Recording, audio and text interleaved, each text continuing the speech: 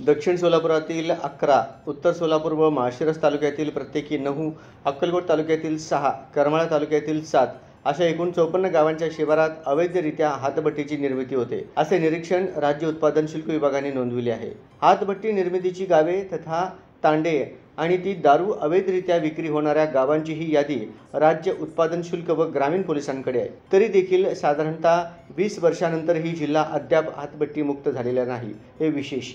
जिल्ह्यातील दक्षिण सोलापूर, बार्शी, करमाळा, माळशिरस, मोहोळ, उत्तर सोलापूर, अक्कलकोट तालुक्यामधील बहुतेक गावांमध्ये बिनधास्तपणे हातभट्टी विक्री होत असल्याची स्थिती आहे।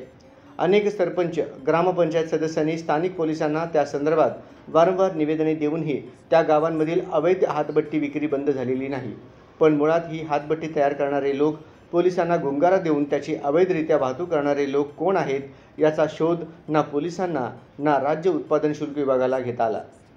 आजही गावागावातील अनेक तरुण युवक दारूच्या व्यसनाच्या आहारी गेले असून अनेकांचा मृत्यू देखील झाला आहे। गावागावात सहजपणे हातभट्टी उपलब्ध होत असल्याने कौटुंबिक वाद देखील वाढत असल्याचे चित्र पाहायला मिळत आहे।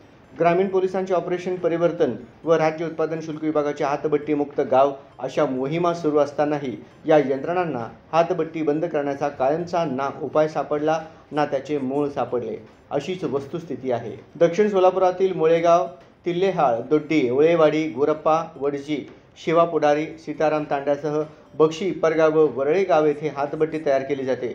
उत्तर सोलापुरातील कोंडी, गुळवंची, तिरे, सेवालाल, कवठे, भोजप्पा, घोडातांडा, खेड, शिवाजीनगर, अक्कलकोटमधील कलकर्जाळ, कोरसेगाव, तडवळ, मुंडेवाडी, बासलेगाव, नागोर तांडा, बार्शीतील बातंबरे तांडा, पंढरपुरातील देगाव, लक्ष्मी टाकळी, वाखरी, करमाळ्यातील सर्पडोह, करमाळा, भाळवणी, जिंती, पारेवाडी, हिंगणी, वांगी, कित्तूर येथेही हातभट्टी तयार केली जाते।